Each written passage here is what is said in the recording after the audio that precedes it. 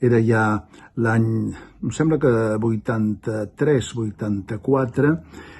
jo estava representant una funció que m'entusiasma, Casa de Nines, d'Ibsen, en una versió d'Ana Diosdado.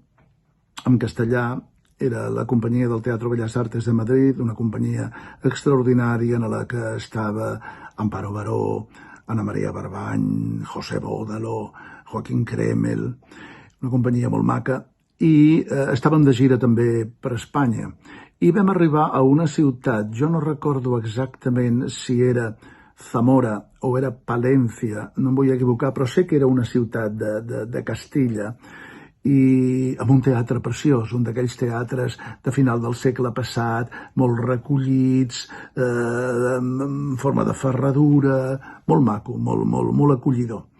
I vam començar la representació de Casa de Muñeques a les 8 de la tarda, suposo, amb el teatre ple i amb molta concentració. I al cap d'uns 20 minuts d'haver començat la funció es va apagar el llum. El teatre es va quedar a les fosques. Hi va haver una fallida general d'aquella part de la ciutat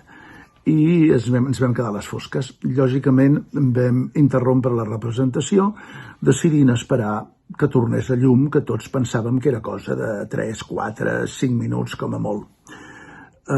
Quan al cap de 10 minuts vam veure que la llum no tornava, i segons els que deien el personal del teatre i la gent que anava averiguant, la cosa anava per llarg, doncs no ens va quedar més remei que fer-li una consulta al públic, i li vam dir al públic: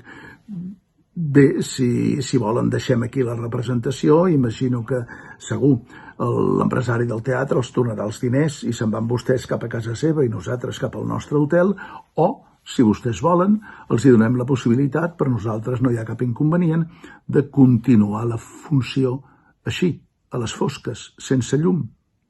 I amb gran sorpresa, i amb gran emoció també he de dir, tot el públic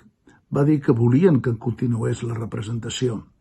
En aquell moment, lògicament, havien passat ja potser 15 minuts i els ulls s'havien acostumat a la foscor, ja mig ens vèiem els uns als altres.